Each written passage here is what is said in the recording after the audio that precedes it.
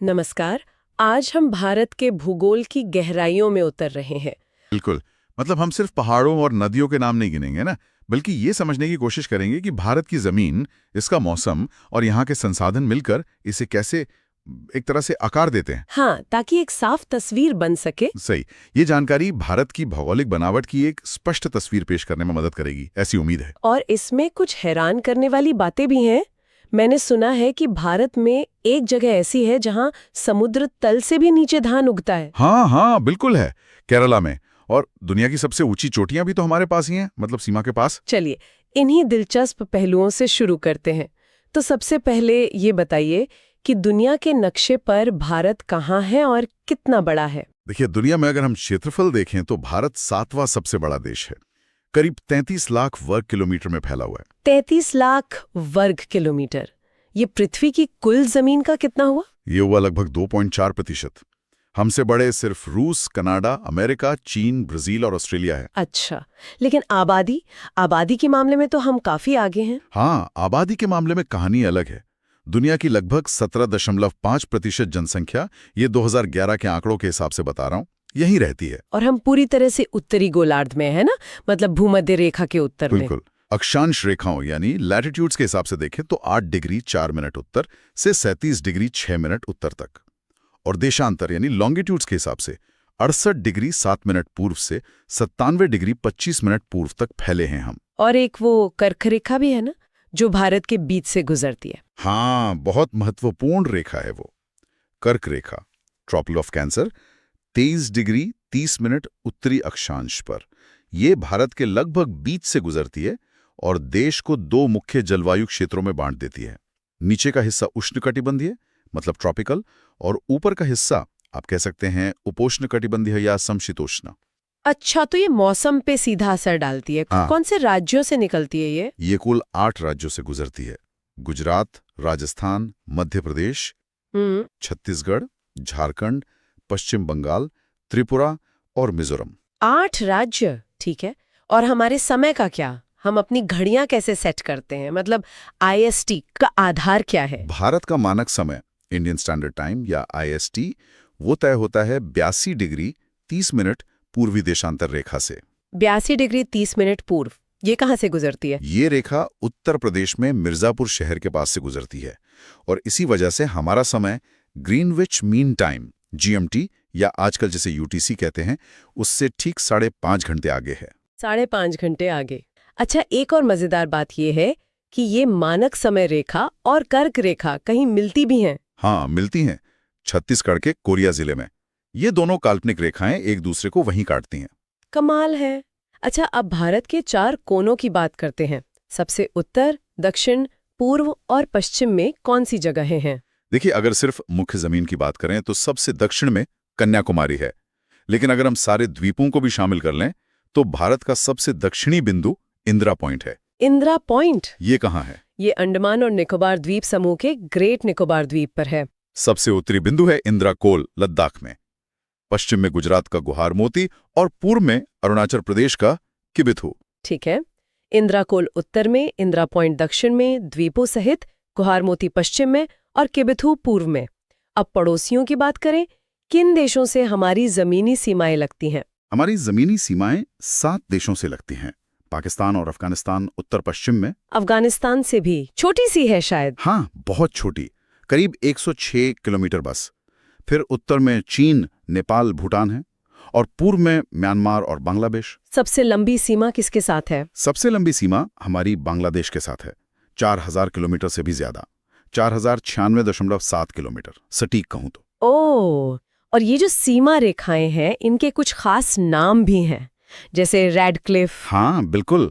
पाकिस्तान के साथ रेडक्लिफ रेखा है, चीन के साथ मैकमोहन रेखा और अफगानिस्तान के साथ डूरन रेखा। अच्छा, और वो कौन सा राज्य है जो 3 तरफ से बांग्लादेश से घिरा है? वो त्रिपुरा है।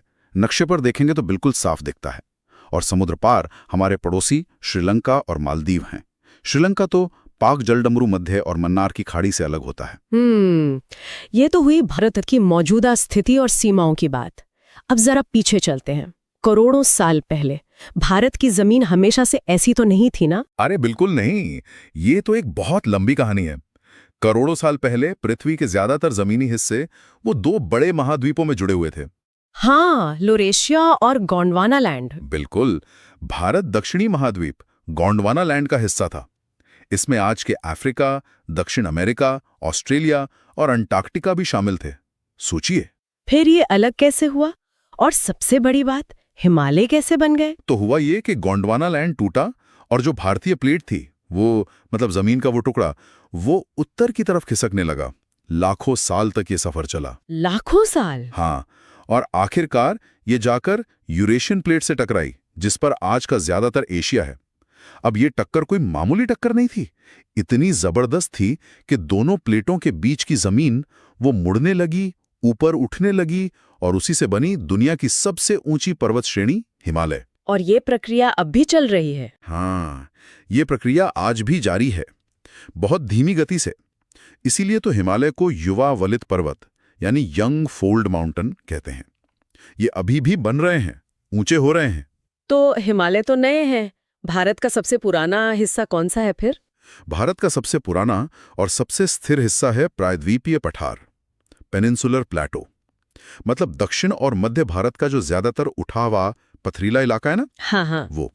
ये गोंडवाना लैंड का ही बचा हुआ टुकड़ा है और मुख्य रूप से बहुत पुरानी आग्नेय और रूपांतरित चट्टानों से बना है। तो मोटे तौर पर हम भारत को कितने भौगोलिक हिस्सों में बांट सकते हैं? हम भारत को मुख्य रूप से 4 या 5 बड़े भौगोलिक क्षेत्रों में बांट सकते हैं। पहला, उत्तर का महान पर्वतीय क्षेत्र यानी हिमालय।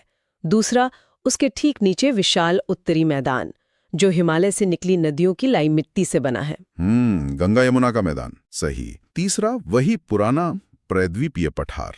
चौथा, समुद्र के किनारे के तटीय मैदान। और पांचवा, हमारे द्वीप समूह। और यहीं पर वो समुद्र तल से नीचे खेती वाली बात आती है जो आपने शुरू में कही थी। हाँ बिल्कुल, वो केरल के कुट्टानाड क्षेत्र की खासियत है।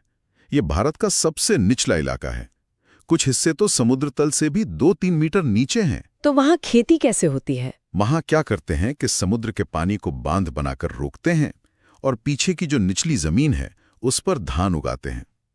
ये दुनिया में ऐसी गिनी चुनी जगहों में से है। इसे केरल का धान का कटोरा भी कहते हैं। कमाल का अनुकूलन है ना? वाकई अनोखा है। चलिए अब उन पहाड़ों की तरफ चलते हैं जिन्होंने भारत को इतना कुछ दिया है। हिमालय सिर्फ पहाड़ नहीं, एक पूरी दीवार है ये तो। बिल्कुल, एक दीवार ही समझिए। पश्चिम में जम्मू कश्मीर से लेकर पूर्व में अरुणाचल प्रदेश तक करीब 2400 किलोमीटर लंबी एक चाप, एक आर्क की तरह फैली है। और जैसा हमने कहा, ये युवा और वलित पर्वत हैं। इनकी 3 मुख्य समानांतर श्रेणियां हैं, है ना? हाँ बिल्कुल समानांतर। सबसे उत्तर में और सबसे ऊंची है महान हिमालय या हिमाद्री। इसकी औसत ऊंचाई ही 6000 मीटर से ज्यादा है। 6000 मीटर? मतलब एवरेस्ट, कंचनजंगा सब इसी में? हाँ, दुनिया की सबसे ऊंची चोटियां माउंट एवरेस्ट जो नेपाल चीन सीमा पर है और कंचनजंगा सिक्किम नेपाल सीमा पर इसी हिमाद्री श्रेणी में है। इसके दक्षिण में कौन सी है? हिमाद्री के दक्षिण में आती है मध्य हिमालय या लघु हिमालय। इसकी ऊंचाई थोड़ी कम है, करीब 3700 से 4500 मीटर।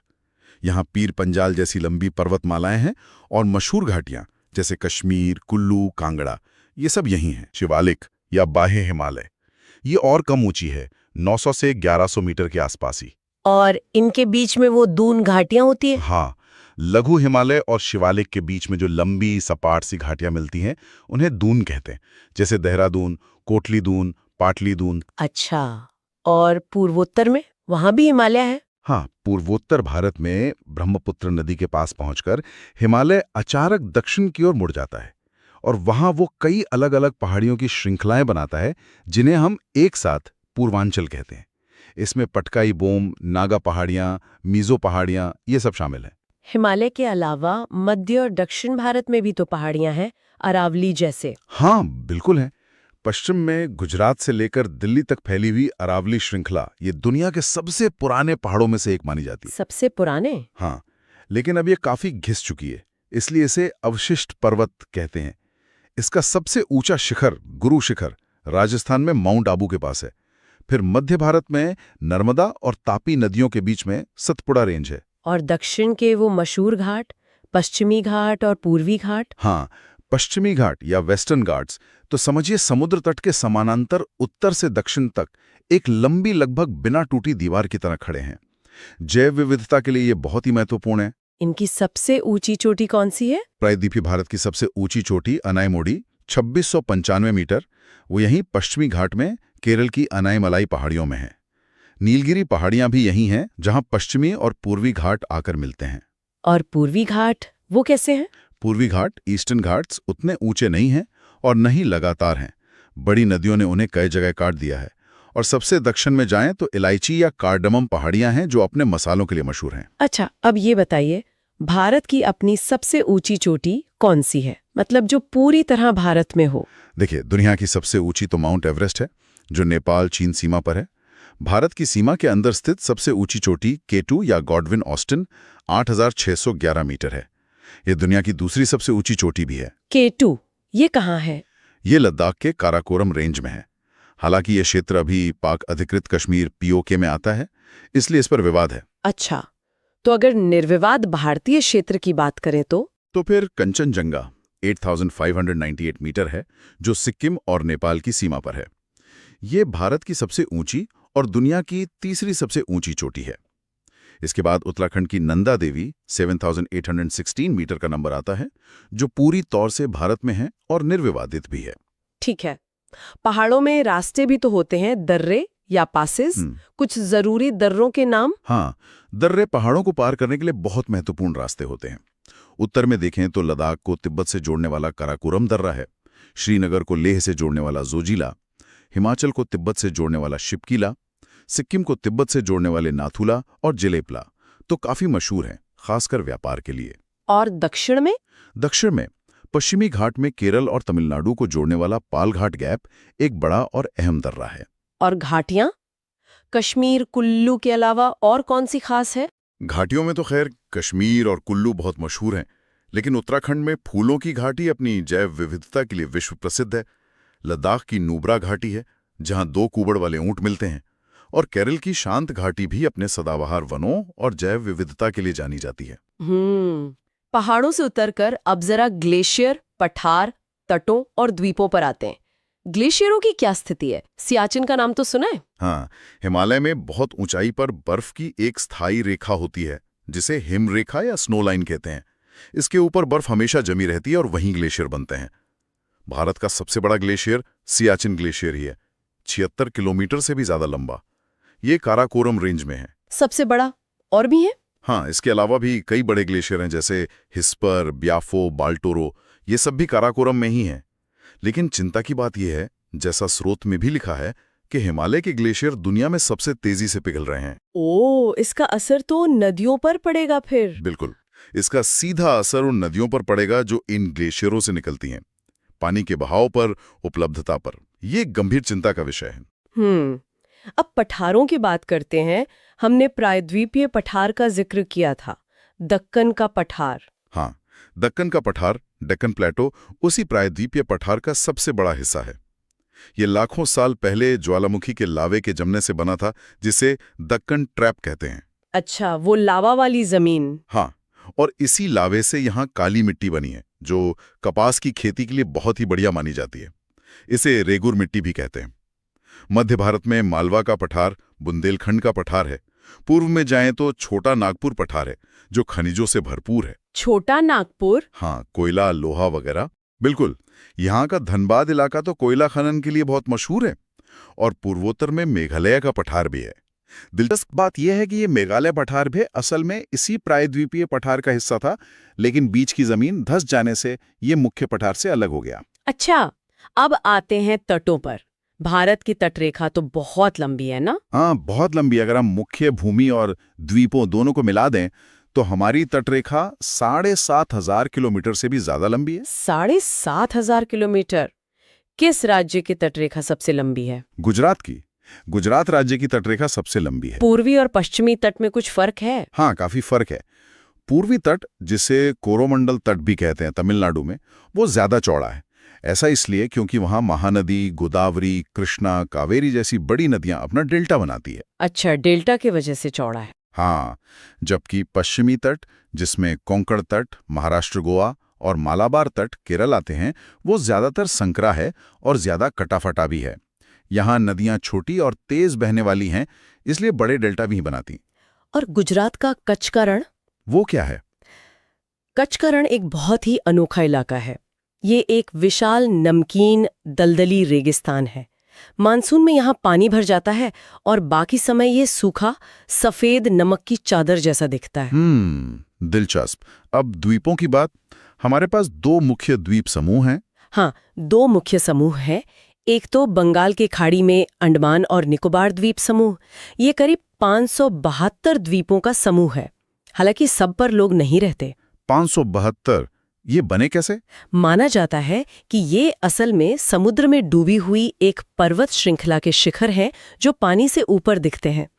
यहीं पर भारत का एकमात्र सक्रिय ज्वालामुखी बैरन द्वीप भी है। सक्रिय ज्वालामुखी? अच्छा, और इन दोनों को अलग क्या करता है? अंडमान द्वीप समूह और निकोबार द्वीप समूह को 10 डिग्री चैनल नाम की एक पानी की पट्टी अलग करती है। और दूसरा समूह? दूसरा समूह अरब सागर में है, लक्षद्वीप। ये 36 छोटे द्वीपों का समूह है और ये मुख्य रूप से प्रवाल या मूंगे, कोरल से बने द्वीप हैं, जिन्हें कोरल एटॉल्स कहते हैं। अच्छा, तो एक तरफ ज्वालामुखी वाले द्वीप, दूसरी तरफ मूंगे वाले। काफी विविधता है। अब इस विशाल भूगोल पर रहने वाले लोगों की बात करते हैं। राज्य, जनजातियां, भाषाएं, इनके बारे में कुछ मुख्य बातें। हाँ, आज की तारीख में भारत में 28 राज्य और 8 केंद्र शासित प्रदेश यूनियन टेरिटरीज हैं। क्षेत्रफल के हिसाब से देखें तो राजस्थान सबसे बड़ा राज्य है और गोवा सबसे छोटा। और जनसंख्या में? जनसंख्या में 2011 की जनगणना के हिसाब से उत्तर प्रदेश सबसे आगे था, उसके बाद महाराष्ट्र, फिर बिहार, पश्चिम बंगाल। उत्तर प्रदेश की सीमा कितने राज्यों से लगती है? शायद सबसे ज्यादा। हाँ, सबसे ज्यादा।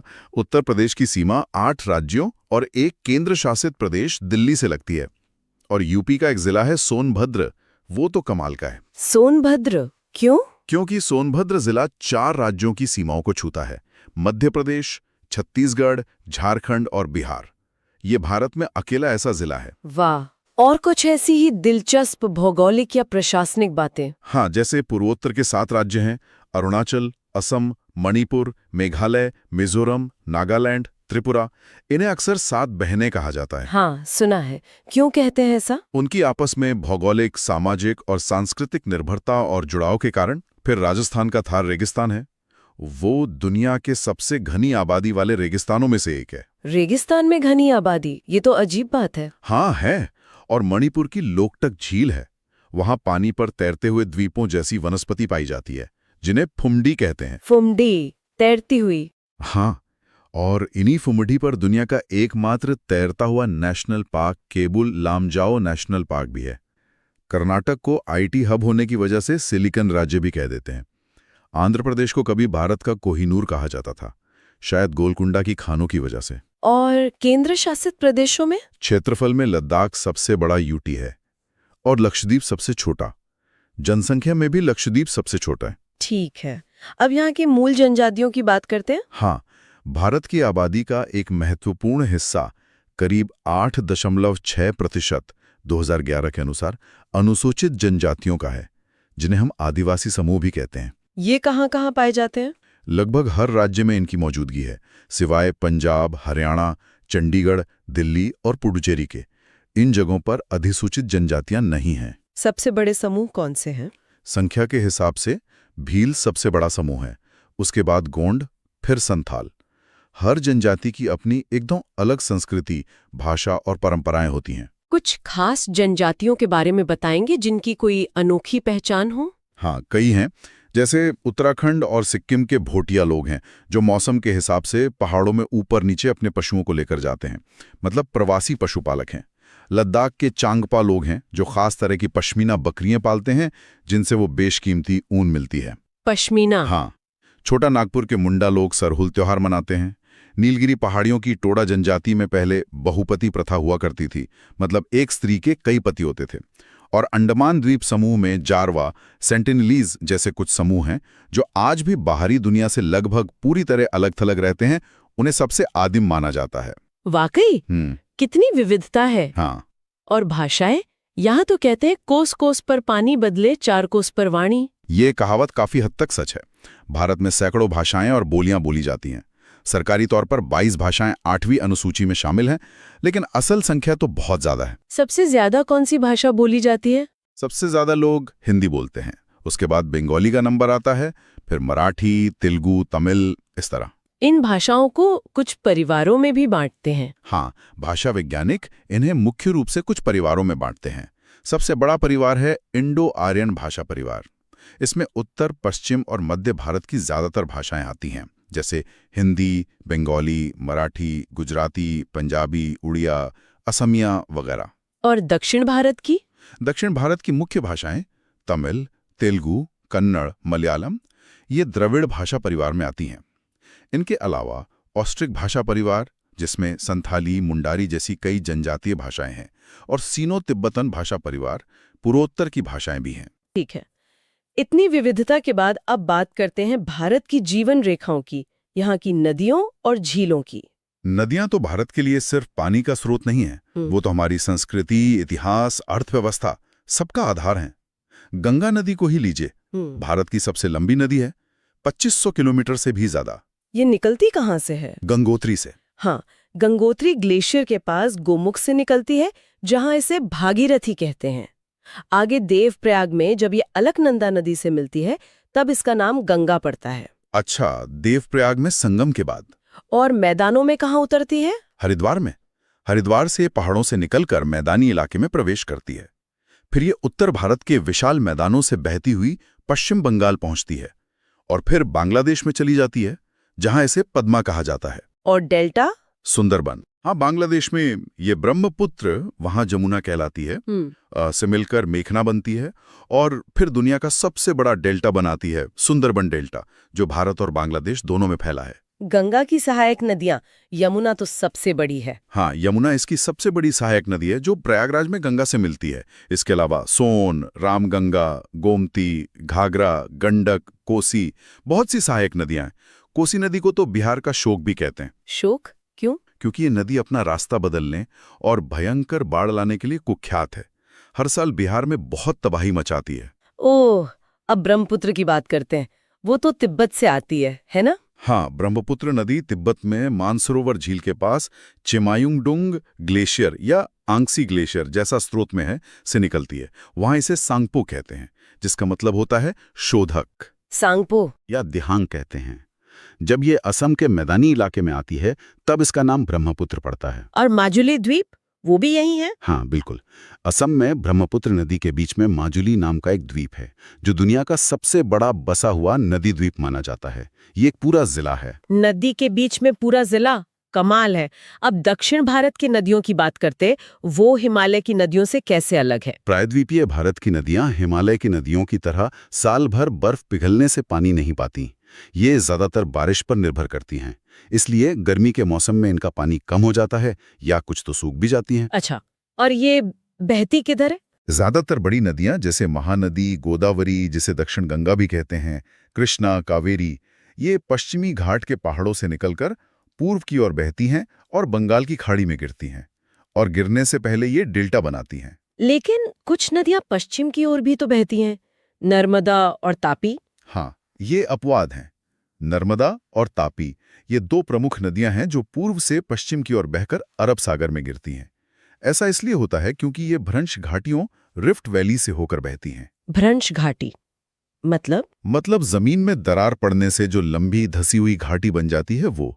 नर्मदा और तापी ऐसी ही घाटियों में बहती हैं, और ये डेल्टा नहीं बनाती बल्कि एस्चुअरी बनाती हैं, जहां नदी का मीठा पानी सीधे समुद्र के खारे पानी से मिलता है। कावेरी नदी का भी काफी महत्व है शायद दक्षिण में। हाँ, कावेरी नदी कर्नाटक की ब्रह्मगिरी पहाड़ियों से निकलती है और तमिलनाडु से होकर बहती है।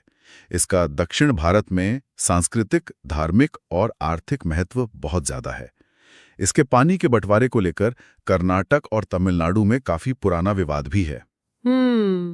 नदियों के बाद अब झीलों पर आते हैं। कुछ मशहूर झीलें। भारत में कई तरह की और बहुत सी झीलें हैं। कश्मीर की वुलर झील है, जो भारत की सबसे बड़ी मीठे पानी की झील है। ओडिशा की चिल्का झील एशिया की सबसे बड़ी खारे पानी की लैगून झील है। लैगून मतलब? लैगून मतलब समुद्र के किनारे बनी झील जिसका पानी थोड़ा खारा होता है और समुद्र से किसी न किसी रूप में जुड़ा होता है। मणिपुर की लोकतक झील का जिक्र हमने पहले किया था। वो अपनी तैरती फुंडी के लिए अनोखी है। राजस्थान की सांभर झील नमक बनाने के लिए मशहूर है, वो बहुत खारी है। और दक्षिण में? केरल में भी झीलें हैं। हाँ, केरल की लगून झीलों को स्थानीय भाषा में कयाल कहते हैं। ये बैकवाटर्स पर्यटन के लिए बहुत प्रसिद्ध हैं, जैसे वेम्बनाड कयाल। उत्तराखंड में भी कई झीलें हैं, जैसे नैनीताल, भीमताल। एक रूपकुंड झील भी है उत्तराखंड में, जिसे कंकाल झील कहते हैं। कंकाल झील क्यों? क्योंकि वहां झील के किनारे सैकड़ों साल पुराने मानव कंकाल मिले थे। उसकी कहानी भी बड़ी रहस्यमयी है। ओ, पानी की बात हो रही है तो जलप्रपातों मतलब वाटरफॉल्स का जिक्र भी कर लेते हैं। हाँ, खासकर दक्षिण भारत में जहां पठारी इलाका है, वहां नदियां ऊंचाई से गिरकर कई शानदार जलप्रपात बनाती हैं। कर्नाटक में शरावती नदी पर बना जोग फॉल्स या गेरसोपा फॉल्स भारत के सबसे ऊंचे झरनों में से एक है। जोग फॉल्स, हाँ सुना है। कावेरी नदी पर शिवसमुद्रम फॉल्स है, जो आयतन के हिसाब से काफी बड़ा है। और भी बहुत से छोटे बड़े खूबसूरत झरने हैं। ठीक है, अब आते हैं उस चीज पर जो शायद भारत की जीवन और खासकर खेती को सबसे ज्यादा प्रभावित करती है, मौसम, यानी यहाँ की जलवायु और मॉनसून। बिल्कुल, भारत की जलवायु को मोटे तौर पर मानसूनी जलवायु कहा जाता है। मानसून शब्द खुद अरबी भाषा के शब्द मौसम से आया है। मौसम, इसका क्या मतलब है? इसका मतलब होता है हवाओं का ऋतु के अनुसार अपनी दिशा बदल लेना। और भारत में यही होता है। गर्मी में हवाएं समुद्र से जमीन की ओर चलती हैं और बारिश लाती हैं, और सर्दी में जमीन से समुद्र की ओर। तो ज्यादातर बारिश गर्मी वाले मॉनसून से होती है? हाँ, भारत में लगभग 75-80% बारिश गर्मी के मौसम में दक्षिण पश्चिम मानसून से होती है। ये जून के महीने में शुरू होता है और सितंबर तक रहता है। ये हवाएं हिंद महासागर से ढेर सारी नमी लेकर आती हैं। और ये पूरे भारत में एक साथ आता है? नहीं, ये धीरे धीरे आगे बढ़ता है। सबसे पहले जून की शुरुआत में केरल तट पर पहुंचता है, जिसे मॉनसून का फटना या बर्स्ट ऑफ मॉनसून कहते हैं। फिर ये दो शाखाओं में बढ़ जाता है। एक अरब सागर शाखा, जो पश्चिमी तट, गुजरात, मध्य भारत में बारिश करती है, और दूसरी बंगाल की खाड़ी शाखा, जो पूर्वोत्तर भारत, पश्चिम बंगाल, बिहार, यूपी होते हुए उत्तर पश्चिम तक जाती है। अच्छा, और कभी कभी सुनते हैं मानसून में ब्रेक लग गया, इसका क्या मतलब है? मॉनसून में ब्रेक का मतलब होता है जब बारिश का सिलसिला चल रहा हो और बीच में कुछ दिनों या कभी-कभी हफ्तों के लिए बारिश एकदम बंद या बहुत कम हो जाए। ये भी मॉनसून की एक खासियत है। और मॉनसून वापस भी तो जाता है? हाँ, सितंबर के बाद हवाओं की दिशा बदलने लगती है और मॉनसून लौटने लगता है, जिसे मॉनसून की वापसी कहते हैं। ये अक्टूबर-नवंबर तक होता है। इस लौटते मानसून से उत्तर भारत में तो मौसम साफ हो जाता है, लेकिन तमिलनाडु के तट पर, जिसे कोरोमंडल तट कहते हैं, वहां सर्दियों में अच्छी बारिश होती है। लेकिन बारिश तो सब जगह एक जैसी नहीं होती होगी, कहीं बहुत ज्यादा, कहीं बहुत कम। बिल्कुल नहीं। भारत में बारिश का वितरण बहुत ही असमान है। एक तरफ मेघालय में खासी पहाड़ियों पर स्थित मौसिन राम है, जो दुनिया में सबसे ज्यादा औसत सालाना बारिश वाली जगह है। वहां 11,000 मिलीमीटर से भी ज्यादा बारिश होती है साल में। 11,000 मिलीमीटर? और सबसे कम? वहीं दूसरी तरफ लद्दाख का लेह इलाका है, या पश्चिमी राजस्थान का जैसलमेर, जहां साल में 100-200 मिलीमीटर बारिश भी मुश्किल से होती है। पश्चिमी राजस्थान में अरावली पहाड़ियां मानसूनी हवाओं के समानांतर पड़ती हैं, इसलिए वो नमी वाली हवाओं को रोक नहीं पाती और वो इलाका सूखा रह जाता है। इसे वृष्टि छाया क्षेत्र या रेन शैडो एरिया कहते हैं। अच्छा, और सर्दियों में भी कहीं कहीं बारिश होती है? हाँ, सर्दियों में उत्तर पश्चिम भारत में, जैसे पंजाब, हरियाणा, दिल्ली, पश्चिमी यूपी में भूमध्य सागर से आने वाले पश्चिमी विक्षोभ, वेस्टर्न डिस्टर्बेंसेस की वजह से हल्की बारिश या बर्फबारी होती है पहाड़ों पर। यह बारिश रबी की फसलों, खासकर गेहूं के लिए बहुत फायदेमंद होती है। इतनी बारिश होती है, फिर भी हम पानी की कमी की बातें क्यों सुनते रहते हैं? प्यासा देश क्यों कहा जाता है? ये एक बड़ा विरोधाभास है ना? इसके कई कारण हैं। पहला तो ये कि ज्यादातर बारिश साल के सिर्फ 3-4 महीनों यानी मानसून के दौरान ही होती है, बाकी समय सूखा रहता है। दूसरा, जो बारिश होती भी है उसका बहुत सारा पानी तेजी से बहकर नदियों के रास्ते समुद्र में चला जाता है या भाप बनकर उड़ जाता है। हम उसे सहेज नहीं पाते। तीसरा, बारिश का वितरण बहुत असमान है, जैसा हमने देखा। चौथा, हमारी पानी की जरूरतें भी बहुत बढ़ गई हैं। तो जल प्रबंधन और संचयन बहुत जरूरी है। अब इस विविध भूगोल में प्राकृतिक आपदाओं का खतरा भी तो होगा, भूकंप, बाढ़। हाँ, भारत भौगोलिक रूप से कई तरह की प्राकृतिक आपदाओं के प्रति काफी संवेदनशील है।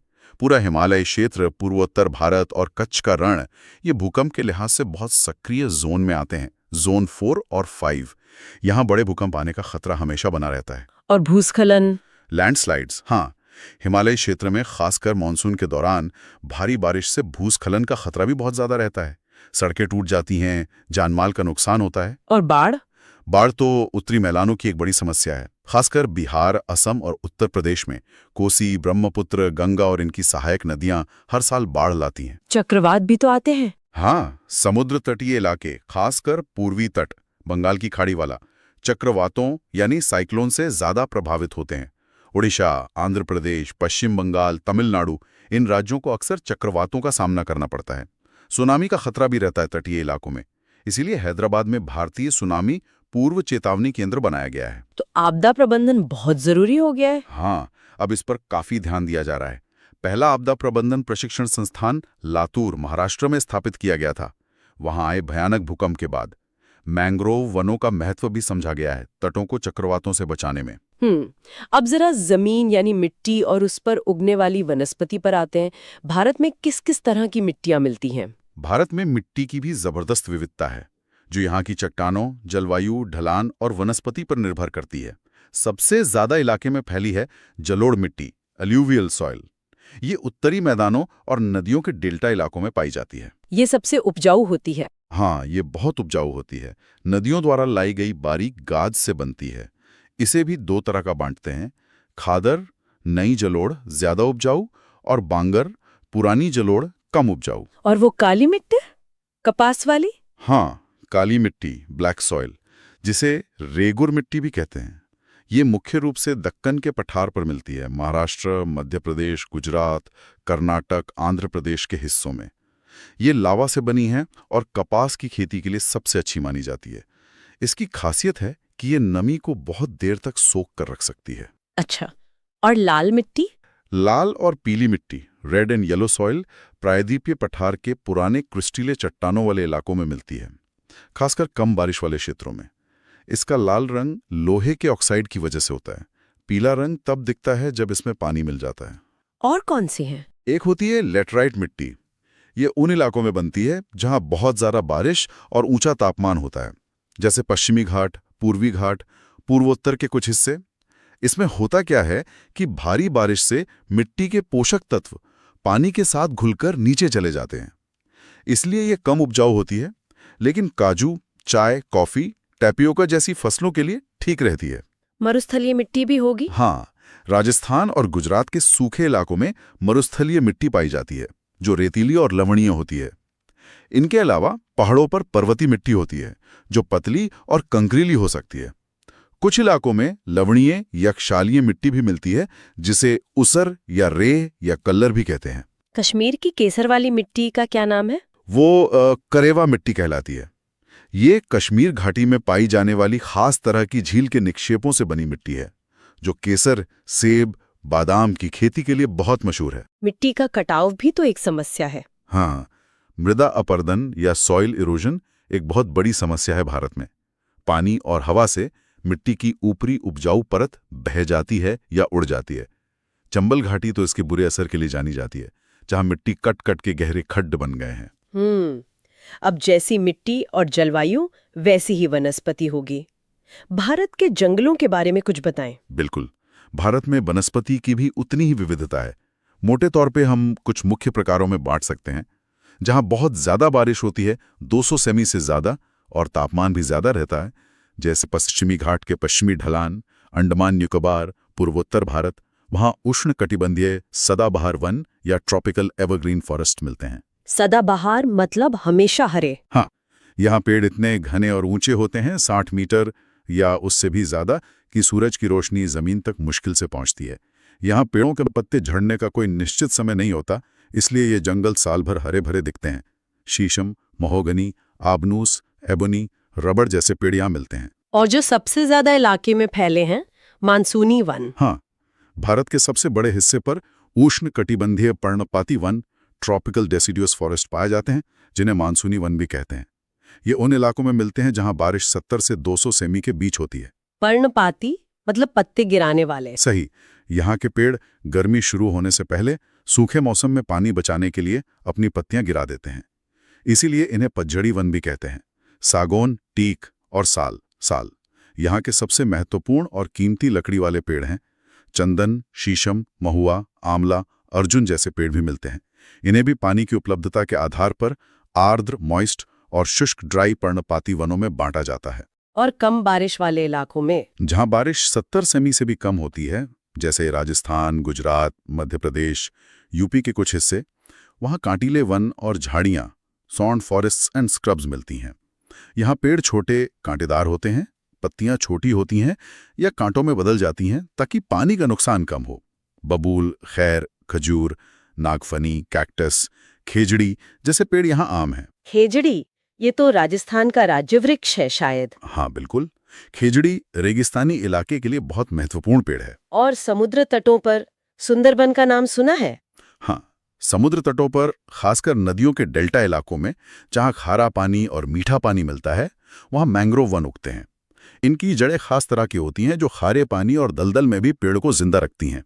सुंदरबन गंगा ब्रह्मपुत्र डेल्टा दुनिया का सबसे बड़ा मैंग्रोव जंगल है, जो रॉयल बंगाल टाइगर का घर भी है। मैंग्रोव तटों को कटाव और तूफानों से बचाने में बहुत मदद करते हैं। पहाड़ों पर कैसी वनस्पति होती है? पहाड़ों पर ऊंचाई बढ़ने के साथ तापमान कम होता जाता है, तो वनस्पति भी बदलती जाती है। निचले हिस्सों में पर्णपाती वन हो सकते हैं, फिर ऊंचाई बढ़ने पर चौड़ी पत्ती वाले ओक, चेस्टनट जैसे पेड़ मिलते हैं, और ज्यादा ऊंचाई पर शंकुधारी पेड़ जैसे चीड़, पाइन, देवदार, डियोडोर, सिल्वर फर, स्प्रूस पाए जाते हैं, जैसे हिमालय में। सबसे ऊपर अल्पाइन घास के मैदान, अल्पाइन मीडोज होते हैं, और फिर बर्फ। दक्षिण भारत में नीलगिरी, अन्नामलाई जैसी पहाड़ियों के शीतोष्ण वनों को शोला कहते हैं। ठीक है, आखिर में बात करते हैं सिंचाई और उन बड़ी परियोजनाओं की जो नदियों पर बनी हैं। भारत में खेती तो मॉनसून पर बहुत निर्भर है, पर सिंचाई के मुख्य तरीके क्या है? हाँ, भारतीय कृषि को मानसून का जुआ कहा जाता है, लेकिन अब सिंचाई की सुविधाएं काफी बड़ी हैं। फिर भी आज भी काफी बड़ा हिस्सा बारिश पर ही निर्भर है। सिंचाई के मुख्य स्रोत हैं कुएं और ट्यूबवेल, नहरें और तालाब। सबसे ज्यादा किससे होती है? आज के समय में ट्यूबवेल सिंचाई का सबसे बड़ा साधन बन गए हैं, खासकर उत्तर भारत के मैदानी इलाकों में, जैसे उत्तर प्रदेश, पंजाब, हरियाणा। यहाँ जमीनी पानी निकालना आसान है। नहरें भी बहुत महत्वपूर्ण हैं, खासकर पंजाब, हरियाणा, राजस्थान, यूपी में। और तालाब? तालाबों से सिंचाई दक्षिण भारत के पठारी इलाकों में ज्यादा पारंपरिक और महत्वपूर्ण रही हैं, जैसे कर्नाटक, आंध्र प्रदेश, तमिलनाडु में। वहां जमीन पथरीली है और नदियां मौसमी हैं, तो बारिश का पानी तालाबों में इकट्ठा करके इस्तेमाल किया जाता है। किस राज्य में सिंचित क्षेत्र का प्रतिशत सबसे ज्यादा है? प्रतिशत के हिसाब से पंजाब में सिंचित क्षेत्र सबसे ज्यादा है। वहां लगभग पूरी खेती सिंचित है। कुछ बड़ी नहरों के नाम? इंदिरा गांधी नहर भारत की सबसे लंबी नहर है, जिसने राजस्थान के रेगिस्तानी इलाकों में हरियाली लाने में बड़ी भूमिका निभाई है। गंग नहर भी काफी पुरानी और महत्वपूर्ण है। सरकार ने भी कई योजनाएं चलाई हैं, जैसे हर खेत को पानी के लक्ष्य के साथ प्रधानमंत्री कृषि सिंचाई योजना। और वो बड़ी बड़ी बहुउद्देशीय परियोजनाएं, मल्टीपर्पज प्रोजेक्ट्स, जिन्हें नेहरू जी ने आधुनिक भारत के मंदिर कहा था। हाँ, आजादी के बाद भारत ने नदियों की क्षमता का उपयोग करने के लिए कई बड़ी बहुउद्देशीय परियोजनाएं शुरू की। इनका मकसद एक साथ कई काम करना था, जैसे सिंचाई के लिए पानी देना, बिजली बनाना, जल विद्युत, बाढ़ को रोकना, पीने का पानी उपलब्ध कराना, मछली पालन को बढ़ावा देना वगैरह। कुछ प्रमुख परियोजनाओं के नाम? बहुत सी हैं। भाखड़ा नांगल परियोजना सतलुज नदी पर बनी है, जो देश की सबसे बड़ी परियोजनाओं में से एक है। हीराकुंड डैम उड़ीसा में महानदी पर बना है। ये भारत का सबसे लंबा बांध है। नर्मदा नदी पर बनी सरदार सरोवर परियोजना भी बहुत बड़ी और चर्चित रही है। कृष्णा नदी पर नागार्जुन सागर परियोजना है। दामोदर नदी घाटी परियोजना DVC भारत की शुरुआती परियोजनाओं में से एक थी, जो अमेरिका की टेनेसी वैली अथॉरिटी की तर्ज पर बनी थी। इन परियोजनाओं के कुछ विवाद भी रहे हैं। इन बड़ी परियोजनाओं को लेकर अक्सर पर्यावरण संबंधी चिंताएं और सामाजिक मुद्दे उठते रहे, जैसे बड़े पैमाने पर लोगों का विस्थापन, जंगलों का डूबना, भूकंप का खतरा बढ़ना वगैरह। साथ ही नदियों के पानी के बंटवारे को लेकर राज्यों के बीच विवाद भी होते हैं, जैसा हमने कावेरी जल विवाद का जिक्र किया था। तो हमने देखा कि भारत का भूगोल कितना विशाल, कितना विविध और कितना जटिल है, ऊंचे बर्फीले पहाड़ों से लेकर गर्म रेतीले रेगिस्तान तक। हाँ, और घने जंगलों से लेकर विशाल उपजाऊ मैदानों तक, सैकड़ों नदियों और अनगिनत संस्कृतियों तक। ये विविधता ही भारत की असली पहचान और ताकत है। और ये भौगोलिक विविधता ही यहाँ के मौसम, खेती, उद्योग, खान-पान, रहन-सहन, मतलब जीवन के हर पहलू को गहराई से प्रभावित करती है। बिल्कुल। और ये चुनौतियां भी पेश करती है, जैसे बाढ़, सूखा, भूकंप जैसी आपदाएं, और साथ ही अवसर भी देती है, जैसे खनिज संसाधन, जल विद्युत क्षमता, पर्यटन की संभावनाएं। इस पूरी बातचीत के बाद एक सवाल मेरे मन में आ रहा है। हम देख रहे हैं कि भारत का भूगोल स्थिर नहीं है। ग्लेशियर पिघल रहे हैं, मानसून का पैटर्न बदल रहा है, जमीन का उपयोग बदल रहा है। तो ऐसे में भविष्य में विकास की जरूरतों और पर्यावरण की सुरक्षा के बीच संतुलन साधना कितना मुश्किल होगा? ये वाकई आज के समय का सबसे बड़ा और सबसे जरूरी सवाल है। संतुलन साधना बहुत चुनौतीपूर्ण है, खासकर जब हम पानी जैसे साझा और सीमित संसाधनों की बात करते हैं। विकास भी जरूरी है, लेकिन पर्यावरण की कीमत पर नहीं। तो रास्ता क्या है? रास्ता शायद टिकाऊ विकास, सस्टेनेबल डेवलपमेंट के मॉडल अपनाने में है। हमें अपनी भौगोलिक समझ को और बेहतर करना होगा। ये जानना होगा कि हमारे कौन से कदम प्रकृति पर क्या असर डाल रहे हैं।